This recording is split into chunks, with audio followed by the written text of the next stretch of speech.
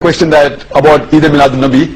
آپ دیکھیں گے کہ ہمارے مسلم معاشروں میں جتنے ہیں خصوصاً انڈیا، پاکستان اور ممالک میں کہ ایک عید میلاد النبی منایا جاتا ہے، وہ birthday of the profit.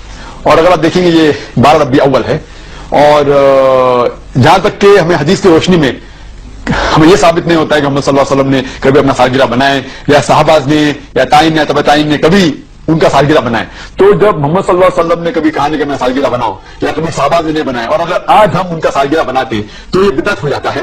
تو سالگرہ بنانے کی کوئی ضرورت نہیں ہے، ایسا کوئی اسلام ایک مذہب کے اندر نہیں ہے، قرآن میں بھی نہیں، شریعہ میں نہیں. یہ ایک ویسٹرن کلچر ہے کہ ہمیں سالگرہ بنانا چاہیے. اور یہ اللہ سبحانہ و تعالیٰ کی طرف سے کہ اگر آپ غور کریں گے 12 ربیع اول محمد صلی اللہ علیہ وسلم کا برتھ ڈے بھی ہے، اور ساتھ ساتھ ان کا انتقال بھی 12 ربیع اول میں ہوا. تو اگر میں آپ سے پوچھوں گا کہ 12 ربیع اول ان کا ڈیتھ اینیورسری بنا رہے ہیں، برتھ اینیورسری بنا رہے ہیں، تو اللہ سبحانہ و تعالیٰ جیسا کہتے مکروا مکر اللہ واللہ خیر الماکرین، سورہ ال عمران میں سورہ نمبر 3 آیت نمبر 54 میں، کہ انہوں نے پلان کیا اور پلاٹ کیا، اللہ سبحانہ و تعالیٰ نے بھی پلان کیے، اور اللہ از دا بیسٹ آف پلانر. تو یہ کوئی قرآن اور حدیث کی روشنی میں ثابت نہیں عید میلاد النبی بنانا، اور ہمیں بنانے کی ضرورت نہیں ہے. یہ جس طریقے سے کرسچن لوگ عیسیٰ علیہ السلام کا برتھ ڈے بناتے ہیں، یہ الگ مذہب ہے. سامنے والے کو ایسا لگے کہ آپ ان تھوڑا ہوا تو آپ کو نہیں سمجھیں گے، یہ تو بڑی بات ہے. چلیے آگے. صحیح بخاری سے بھی ثابت ہے عید میلاد النبی منانا. اچھا ماشاءاللہ، صحیح بخاری سے بولے تو اللہ کی کتاب کے بعد اس کتاب کی اہمیت. اچھا ٹھیک ہے بتائیے. تو صحیح بخاری کی روایت ایک صاحب دینے لگے کہ عید میلاد النبی منانا افضل ہے، اس کا ثواب ہے، اس دن مغفرت ہوتی ہے. وہ کیسے؟ بہت بڑے ڈاکٹر صاحب وہ بھی ٹی وی پہ آتے ہیں، بیچارے اللہ رحم کرے ان پر. اسی لوگ دلیل دے رہے ہیں. کیا دلیل ان کی؟ کہ عباس رضی اللہ عنہ کے خواب میں ابو لہب آیا. تو عباس رضی اللہ عنہ پوچھا ابو لہب کیسے حالات ہیں جہنم میں، مطلب اپنے بھائی سے خیریت لے رہے جہنم کی. تو اب عباس رضی اللہ عنہ فرماتے ہیں کہ میں نے پوچھا، خواب کی بات ہے یاد رکھیے، یہ خواب دیکھا انہوں نے کہ اپنے بھائی کو انہوں نے دیکھا، اور پوچھا ابو لہب کیسے حالات ہیں. تو کہا رفاقہ نہیں ملا یہاں بھی، دنیا میں میں خلاف تھا لیکن یہاں سکون نہیں ملا، جہنم میں گیا میں.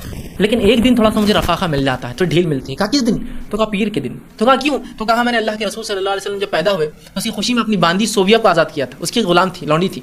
اس نے بھتیجا مجھے پیدا ہوا اس کی خوشی میں ایک لونڈی کو آزاد کر دیا تھا. ان کا طریقہ تھا کہ کچھ نہ کچھ صدقہ خیرات اولاد کی پیدائش تھی، تو اپنے بھائی کو بچہ ہوا تو ابو لہب کو خوشی ہوئی کہ بھتیجا ہوا مجھے، ایک لونڈی صوفیہ کو آزاد کر دیا. تو کہا صوفیہ کو چونکہ میں نے اللہ کے رسول صلی اللہ علیہ وسلم کی پیدائش پر آزاد کیا تھا، بس اس دن مجھے رفاقہ ملتا ہے، اتنے دن ڈھیل ملتی ہے. سبحان اللہ. جب ابو لہب کو مل سکتی ہے تو پھر ہمیں کیا؟ نعرے شروع کر دو پورے یہاں سے. ابو لہب کو فائدہ ہو رہا ہے تو میں تو مسلمان ہوں نا. سوال یہ سب سے پہلا، یہ عباس رضی اللہ عنہ کا خواب ہے، خواب. اور یہ خواب آپ نے دور جہالت میں جب آپ کافر تھے تب دیکھا تھا. لیکن یہ بات تو ہے کافر کا خواب بھی سچا ہو سکتا ہے نا، کیوں نہیں ہو سکتا ہے نا. سورہ یوسف کے اندر وہ جو دو لوگ تھے جنہوں نے یوسف علیہ السلام سے خواب پوچھا، دونوں غیر مسلم تھے لیکن دونوں خواب سچ ہیں نا. تو کافر کا خواب بھی غیر مسلم کا ہو سکتا تھا، ہم وہ نہیں کر رہے. لیکن سوال یہ خواب تھا، خواب میں آپ نے یہ دیکھا، اللہ کے رسول صلی اللہ علیہ وسلم مہر لگائی کہ اس میں ہاں بات صحیح ہے، ایسے ہی ہو رہا، چھوٹ دی جا رہی ہے. امام بخاری نے صرف روایت کیا اس کو، خواب کو. اس سے کوئی فضائل ثابت ہوتے ہیں، کوئی مسائل نکل رہے ہیں، کوئی اللہ کے رسول ٹیسٹ کر رہے ہیں، کوئی صحابہ کہہ رہے ہیں کہ ہاں یہ بالکل صحیح ہے اور ہمیں بھی چاہیے ہم لونڈی آزاد کریں. اب سوال، حضور علیہ السلام جب تشریف لائے تو اس سے قبل کائنات میں ہر سمت اندھیرا ہی اندھیرا تھا، ظلمت ہی ظلمت تھی، اور کفر ہی کفر پھیلا ہوا تھا. لیکن میرے حضور کے چہرے کے انوار سے اتنی روشنی نکلی کہ ہر سمت اجالے ہی اجالے ہو گئے. شیخ سعدی کی ربائی ہے نا، بالغ العلا بکمالہ ہی، تو اس میں دوسرا مصرع ہے کشف الدجا بجمالہ. تو اس کا مطلب یہ ہے کہ حضور کے چہرے کی چمک سے ساری ظلمتیں مٹ گئی. آفتاب زندگی کی ایک شعاع اولی، نور سے تیرے فلک روشن درخشاں ہے زمین. تیری ہستی روشنی کا ایک حسین مینار ہے، ہر کرن جس کی نشان منزل دنیا و دی. تیری نظروں نے تراشے ظلمتوں سے آفتاب، پاؤں تیرے چوم کر زیر بنے ماہ مبین. اے غریبوں کے سہارے، اے یتیموں کی مراد، محسن انسانیت تجھ سا کوئی نہیں. تو گویا حضور علیہ السلام کا جمال، حضور کا حسن کائنات کو روشنیاں دیتا ہے، اجالے بانٹتا ہے، نور بکھیرتا ہے. کائنات کے سارے اندھیرے ان کے جمال کی چمک سے ختم ہو گئے اور ہر سمت اجالا ہی اجالا ہو گیا. ناگہاں ساکن ہواؤں پر روانی آ گئی اور چمن کے پتے پتے پر جوانی آ گئی. آج زانو ازل نے صبح پہ انگڑائی لی، اور مسکرا کر ایک کرن نے ہاتھ میں شہنائی لی، مخزن اسرار قدرت کے امی پیدا ہوئے، غل ہوا دنیا میں ختم المرسلین پیدا ہوئے۔ سیدہ آمنہ سلام اللہ علیہ فرماتی ہیں جب حضور کی ولادت کے لمحے قریب آئے تو ستارے میرے آنگن کے اتنے قریب آ گئے کہ مجھے لگتا تھا میرے ویڑے میں گر پڑیں گے۔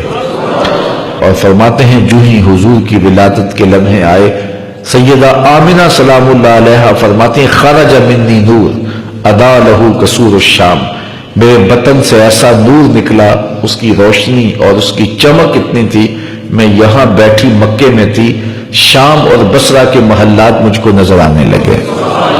یہ سیدہ آمنہ کا قول ہے سلام اللہ علیہ کا، اس کا کوئی بھی انکار نہیں کرتا، تمام مکاتب فکر کے لوگ اس کو مانتے ہیں، تسلیم کرتے ہیں۔ اور پھر اجالے ہی اجالے پھیل گئے، نور ہی نور پھیل گیا۔ سیدہ عائشہ رضی اللہ تعالیٰ عنہ اس چمک کی کہانی سناتے ہوئے فرماتی ہیں کہ میں ہاتھ میں سوئی لیے کچھ سی رہی تھی کہ میرے ہاتھ سے سوئی گر گئی، اور حضور کے گھر میں جو دیا ہے اس میں جلانے کے لیے تیل بھی نہیں تھا، تو میں پریشان ہوئی کہ اب گمی ہوئی سوئی کیسے ملے گی۔ ایسے میں حضور تشریف لائے تو میں نے عرض کیا تو حضور مسکرا پڑے، جس کی تذکیر سے روتے ہوئے ہنس پڑے، اس تبسم کی عادت پہ لاکھوں سلام۔ تو کہا حضور مسکرا پڑے۔ اب اگلے لفظ سیدہ کے سنیے، فرماتے ہیں فَتُبُيِّنَتِ الْعِبْرَةُ بِشُعَاعِ نُورِ وَجْهِهِ، ایسی روشنی آئی کہ میں نے گمی ہوئی سوئی کو تلاش کر لیا۔ حضرت قاضی ثناء اللہ پانی پتی علیہ الرحمہ نے تفسیر مظہری کے اندر لکھا ہے کہ باقاعدہ عورتیں حلیمہ سعدیہ کے گھر آئیں اور کہا حلیمہ تو اتنی امیر ہو گئی ہے کہ رات کو بھی چراغ نہیں بجھاتی، بڑے بڑے امیر چراغ بجھا کے سو جاتے ہیں لیکن تیرے گھر میں رات کو بھی چراغ جلتا ہے، تو بڑی غریب تھی اور تیری تو قسم پرسی ضرب المثل تھی، لیکن اب تو اتنی امیر ہو گئی ہے کہ رات کو چراغ بجھا کے نہیں سوتی۔ تو حضرت حلیمہ سعدیہ نے فرمایا آؤ تمہیں بتاؤں میرے گھر میں کون سا چراغ ہے۔ تو باقاعدہ ان عورتوں کو اپنے گھر لے کے گئیں۔ حضور علیہ السلام پالنے میں تھے، پنگھوڑے میں تھے، تو حضور کی طرف اشارہ کر کے حضرت حلیمہ سعدیہ نے کہا ما کننا نحتاج الی السراج من یوم اخذناہ، جب سے یہ پیارا ہمارے گھر میں آیا ہم نے تو سارے دیے توڑ دیے ہیں، دیے کی ضرورت نہ مشعل کی حاجت، عجب روشنی تو نے پائی حلیمہ، بڑی تو نے توقیر پائی حلیمہ، بنی تو محمد کی دائی حلیمہ۔ کہتے ہیں حضرت حلیمہ سعدیہ کو دوسرے کمرے میں روشنی کی ضرورت ہوتی، حضور کو اٹھا کے وہاں لے جاتے ہیں، اور پھر انہیں جب بھوک تنگ کرتی حضور کے چہرے کو دیکھ لیتی، بھوک بھی مٹ جاتی، پیاس بھی مٹ جاتی، اندھیروں میں چراغاں بھی ہوتا، وہ سارا دن تو صحراؤں میں گھوم لیتی تھی، اسے جب بھوک لگتی تھی لبوں کو چوم لیتی۔ کوئی مسرت ملے تو اس پر اظہار فرحت ہونا چاہیے، اور اس کی تلقین کی گئی ہے۔ یہاں فرمایا ہے اللہ کا فضل اور اس کی رحمت ملے تو انہیں خوشی کا اظہار کرنا چاہیے، انہیں فرحت اور مسرت و بشاشت کا اظہار کرنا چاہیے۔ اور میں کہتا ہوں اگر کوئی رحمت ملے تو خوشی کرنی چاہیے، اور اگر رحمت للعالمین مل جائے، کوئی فضل ملے تو خوشی کرنی چاہیے، اور اگر فضل کبیر مل جائے تو حضور علیہ السلام کی صورت میں ہمارے اوپر جو انعام ہوا، میں کہتا ہوں ساری زندگی اس پر ہم شکریہ ادا کرتے رہیں، حق شکر پھر بھی ادا نہ ہو۔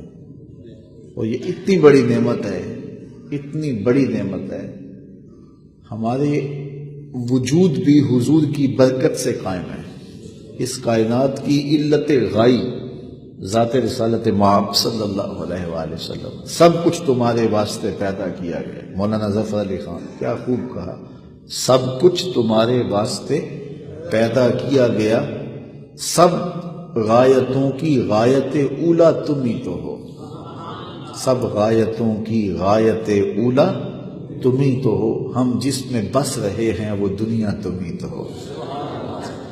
تو ساری خوشیاں، ساری مسرتیں جو ہمیں میسر ہیں، حاصل ہیں، یہ اس نعمت کبریٰ کے صدقے سے ہمیں نصیب ہوئی ہیں، اس لیے ہم سر سے لے کر پاؤں تک حضور علیہ السلام کے احسانات کے قرض تلے دبے ہوئے، تو ساری زندگی بھی اس نعمت کا شکریہ ادا کرتے رہیں تو حق کے شکر ادا نہ ہو۔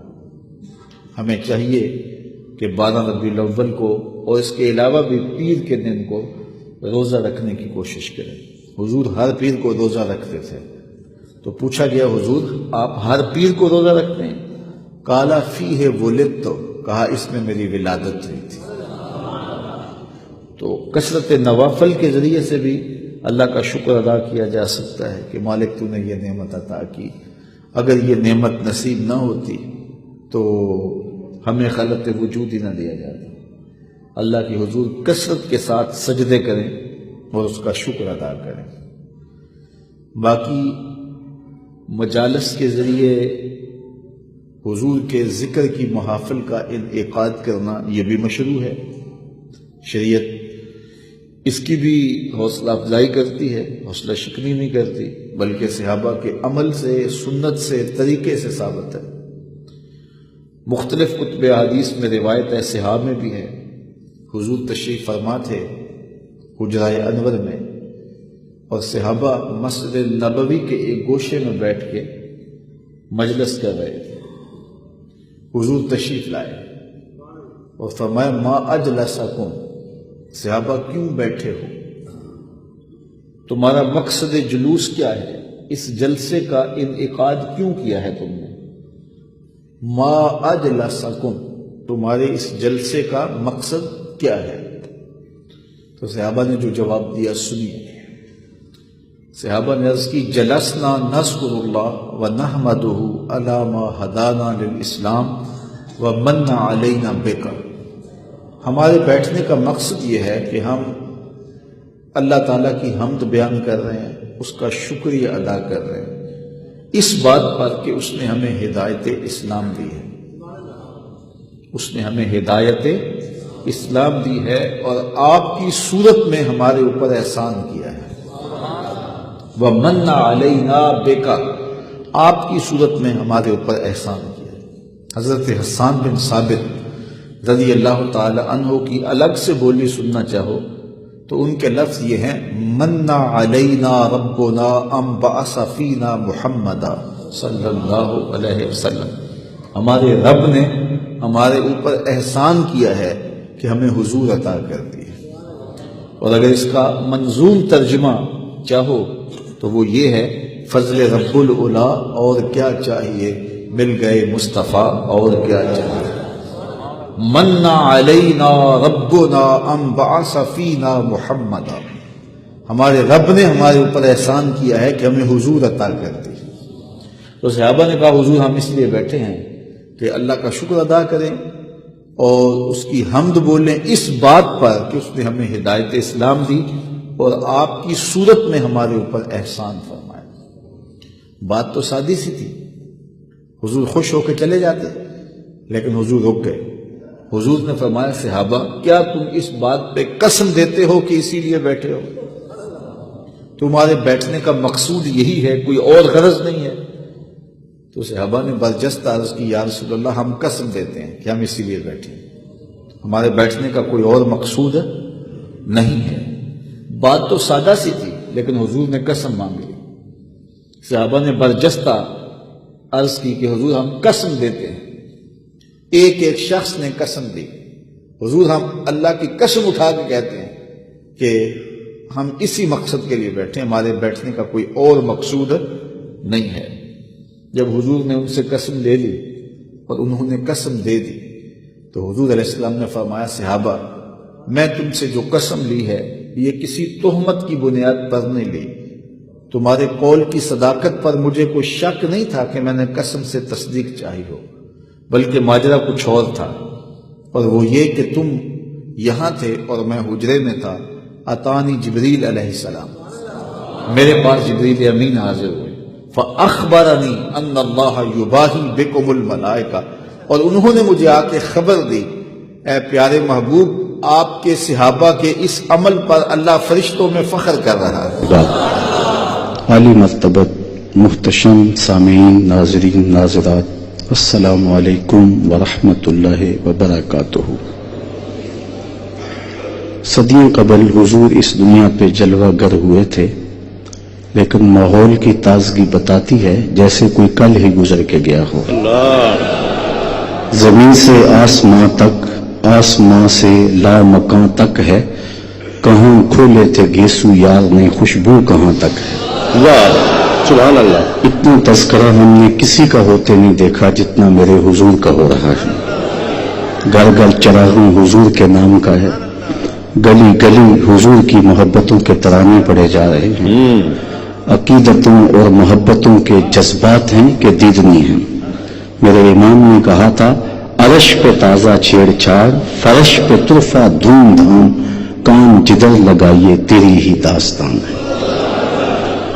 اللہ کا شکر ہے کہ آج ہمیں وہ خاص شب نور میسر آئی جس شب کے جرمٹ میں ابدی سعادتوں کا نور چمکا تھا، اور ہمیں یہ گھڑیاں، یہ مقدس ساعتیں اور یہ ہمایوں لمحے نصیب ہو رہے ہیں۔ لوگ کہتے ہیں تم دیوانے لوگ ہو۔ حضور صدیاں قبل ایک رات میں تشریف لائے، مانا اس رات میں برکتیں آئیں، اس رات میں نور اترا، انوار چھلک رہے تھے، ماحول میں عطر پھیل گیا، مان لیا۔ لیکن تم ہر سال اسی رات کو جشن کی صورت میں مناتے ہو، حضور ہر سال تو نہیں آتے۔ تو میں اس کے جواب میں کہا کرتا ہوں، قرآن کے دامن میں موجود ہے کہ صدیوں قبل ایک رات کے دامن میں قرآن اترا تھا، لیکن سال کے بعد جب وہ رات پلٹ کے آتی ہے، طلوع فجر تک رحمتیں اترتی ہیں۔ قرآن تو ہر سال نہیں اترتا، لیکن رحمتیں ہر سال اترتی ہیں۔ حضور ہر سال نہیں آتے، لیکن رحمتوں کو اترنے کی عادت تو ہو گئی ہے نا۔ تو جب وہ گھڑیاں، وہ ساعتیں، وہ لمحے آتے ہیں تو چھم چھم رحمتوں کی برسات ہوتی ہے۔ اور ہم اس رات کے جھومٹ میں جھولیاں پھیلا کے عرض کرتے ہیں، چمک تجھ سے پاتے ہیں سب پانے والے، میرا دل بھی چمکا دے چمکانے والے۔ آج اس نور آقا سے ہم خیرات لینے کے لیے بیٹھے ہیں، حضور کی چوکھٹ سے، حضور کی دہلیز سے خیر لینے کے لیے آج ہم جھولیاں پھیلائے اور دامن پھیلائے ہوئے بیٹھے ہیں۔ اور میرا تیقن ہے، میرا یقین ہے کہ آج کوئی بھی محروم نہیں پلٹے گا انشاءاللہ، کیونکہ یہ وہ در ہے کہ جہاں لا نہیں ہے، نوازتے ہیں پھر دیتے ہی چلے جاتے ہیں۔ تو حضور علیہ السلام کے ذکر کے لیے، حضور کی یاد کے لیے آج ہمارا بیٹھنا اللہ اپنی بارگاہ میں مستجاب کرے۔ دوسری بات یہ کہ حضور کا ذکر اہل ایمان کو تسکین دیتا ہے۔ رات بھیگ گئی ہے اور پچھلا پہر ہو گیا، اور آپ اتنی دیر سے پورے انہماک سے بیٹھے اس مجلس نور کو سن رہے ہیں، اور آنکھوں میں نیند کا کوئی جھٹکا بھی نہیں ہے، اس لیے کہ حضور کا ذکر اتنا میٹھا ہے کہ ساری رات بھی سناتے رہو، بلکہ زندگیاں ختم ہو جائیں تو اس کی تسکین اور اس کی تازگی اتنی ہے کہ زندگیاں بیت جائیں لیکن ذکر رسول کی چاشنی ختم نہ ہونے پائے۔ کیا بات، سبحان اللہ۔ اور اہل ایمان حضور کے ذکر سے تسکین پاتے ہیں۔ شیخ مہدی الفاسی مطالع المسرات شرح دلائل الخیرات میں لکھتے ہیں، حضور کا ذکر سن کر جس شخص کے کلیجے میں ٹھنڈ نہیں پڑتی، اس کے سینے میں دھڑکنے والا دل کسی مومن کا دل ہی نہیں ہے۔ یہ ہو ہی نہیں سکتا کہ حضور کا ذکر ہو اور قلب کو قرار نہ پہنچے۔ محب کے لیے تو تسکین کی باتیں ہیں، تسکین ہوتی ہے کہ کوئی اس کے محبوب کا ذکر چھیڑ دے۔ آئے ذکر نعمان لنا فإن ذکرہ هو المسک ما کررتہ یتزوع۔ امام شافعی کہتے ہیں میرے ممدوح کی باتیں چھیڑو، میرے محبوب کا تذکرہ کرو، ان کا تذکرہ ایسی کستوری ہے تم جوں سے چھیڑتے جاؤ گے خوشبو پھیلتی چلی جائے گی۔ مطرب سے کہو کہ چھیڑے ذرا اس جان تمنا کا قصہ، مطرب سے کہو کہ چھیڑے ذرا اس جان تمنا کا قصہ، فرقت کے بھیانک لمحوں میں کچھ دل کو سہارا ہو جائے۔ تو قلب کا قرار، قلب کی تسکین، یا رسول اللہ۔ اس شب نور میں آپ کے سامنے میں جو کلمات تلاوت کیے ہیں اس پر آپ کی توجہ چاہوں گا۔